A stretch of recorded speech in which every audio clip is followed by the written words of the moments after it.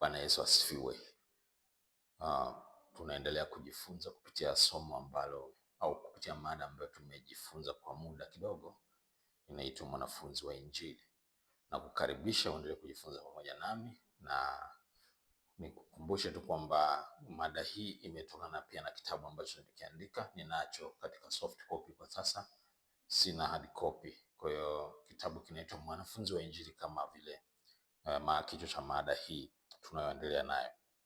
Kwa hiyo ukiona unahitaji hicho kitabu, wasiliane tu, au unaweza ukanifuatilia kwenye mitandao ya jamii, kwenye WhatsApp, kwenye Facebook, utakuta nimekuelekeza sehemu ambayo unaweza ukakinunua hicho kitabu digitally.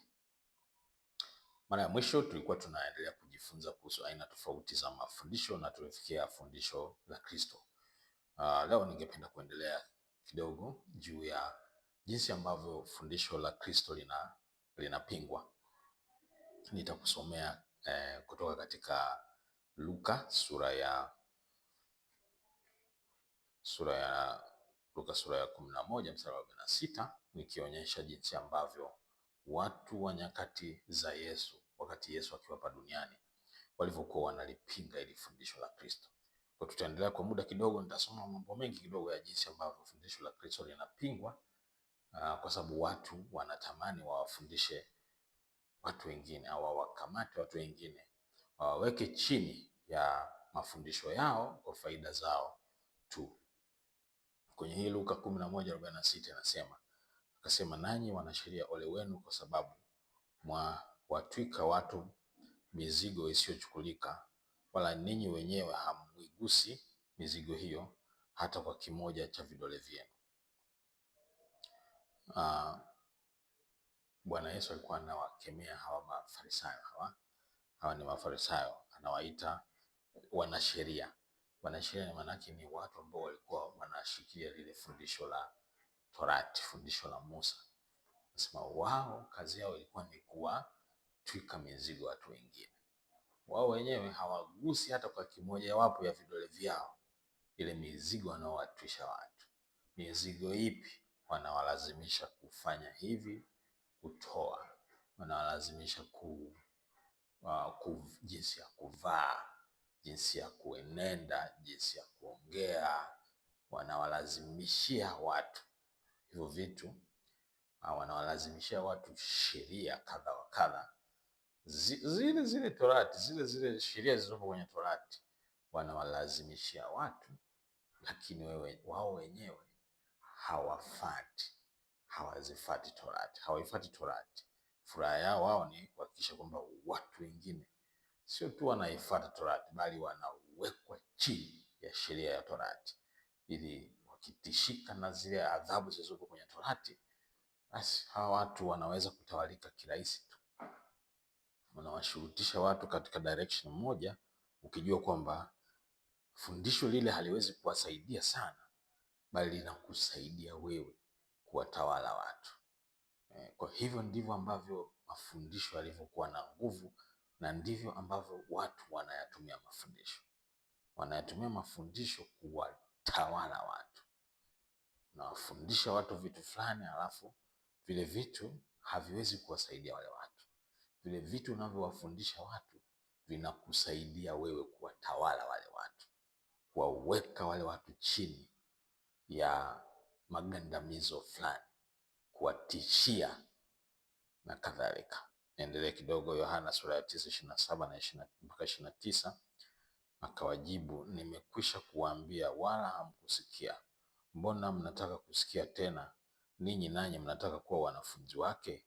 Basi wakamshutumu wakasema, wewe mwanafunzi wake yule? Sisi tu wanafunzi wa Musa. Sisi tunajua ya kuwa Mungu alisema na Musa, bali yule hatujui atokako. Kwenye Yohana sura ya 9 hapo nakutana na masimulizi ya mtu mmoja ambaye alizaliwa kipofu. Bwana Yesu akawa amemponya yule mtu. Sasa ni tukio lilokuwa maarufu sana mtaani, kwa sababu huyu ndugu alikuwa kazaliwa kipofu na anakaa sehemu fulani kwenye kona ya mtaa kwa ajili ya kuomba.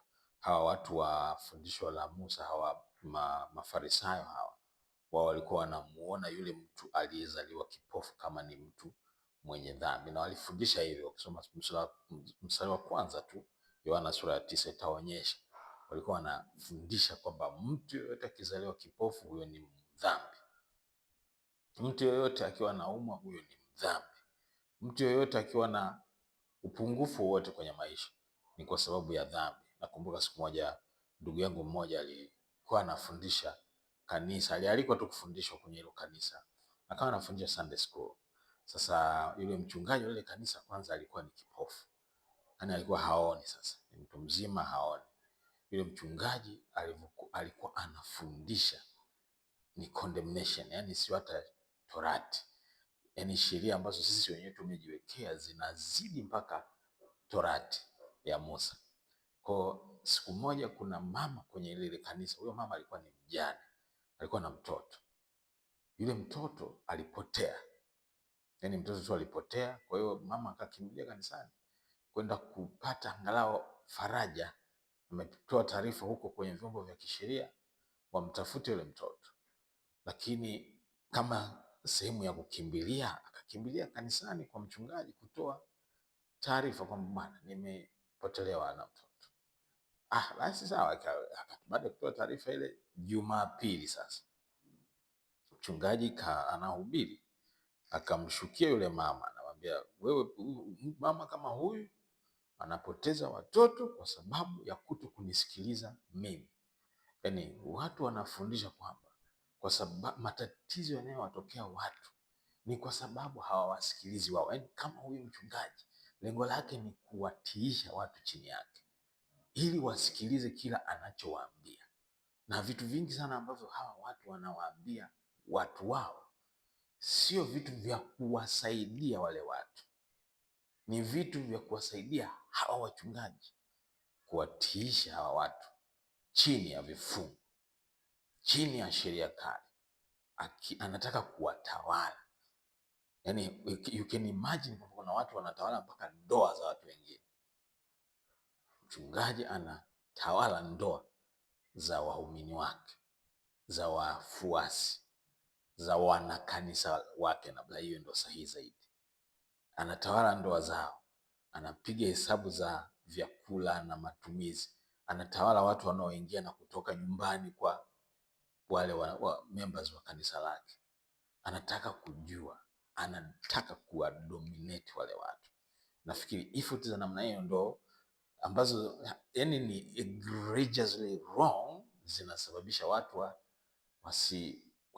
wasifuate, kwa sababu hawapati chochote kutoka huko kanisani. Wanapata haya condemnation tu na malazimisho na vifungo. Ndio maana watu wengi sana hata katika maeneo yetu tu wanapuuzia mambo ya kwenda kanisani, wanapuuzia kujumuika pamoja, kwa sababu kuna vitu vingi vibaya zaidi kwenye makusanyiko. Afadhali mtu akabakia na ubaya aliokuwa nao.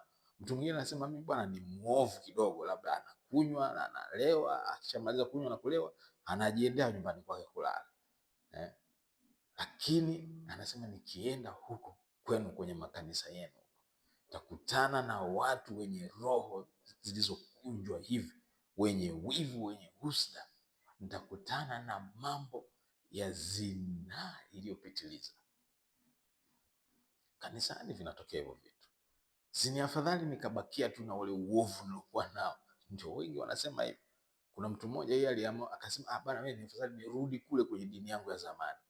Kwa nini? Kwa sababu nilifikiri huko haya mambo mashamshamu ninayoyaona yanawasilisha kweli kabisa kile ambacho Mungu anakifanya kwenye maisha yenu, lakini nimekutana watu wezi, wenye husda, wenye wivu, wenye kijicho, wasengenyaji, watu ambao hawamsaidii mtu, wanaweza hata kumuua yule mtu. Kwa hiyo akaamua kurudi kwenye kanisa lake, mainstream church. Huko kuna vitu vyao, lakini angalau vinaweza kuvumilika. Kwa hiyo fundisho la Kristo either linapingwa directly au limenyong'onyezwa kweli kweli, kiasi kwamba hata watu wanaokwenda kujihudhurisha wanafunzi wa mafundisho hayo hawaonyeshi matokeo ya lile fundisho la Kristo.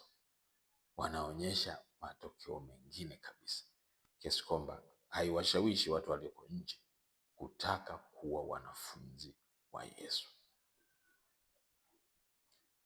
Okay, hiyo mimi naona kama ni aina mojawapo ya shambulio shambulio ya hilo fundisho la Kristo. Nitakuonyesha baadhi ya vifungu vingine kidogo. Wakorintho wa pili sura ya 11 mstari wa 3.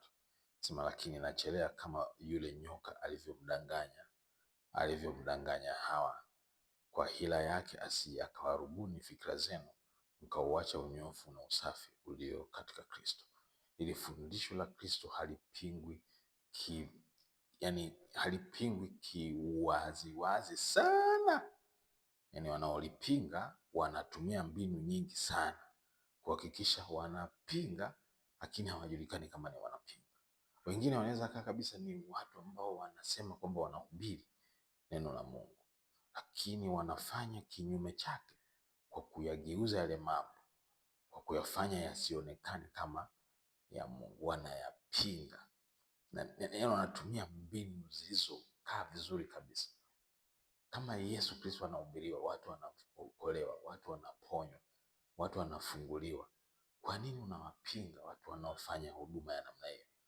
Na wengi watu wa mainstream churches wanawachukia watu wanaofanya huduma za uamsho, tunaita uamsho, ambazo zina nguvu ya Mungu, ambazo zina Mungu.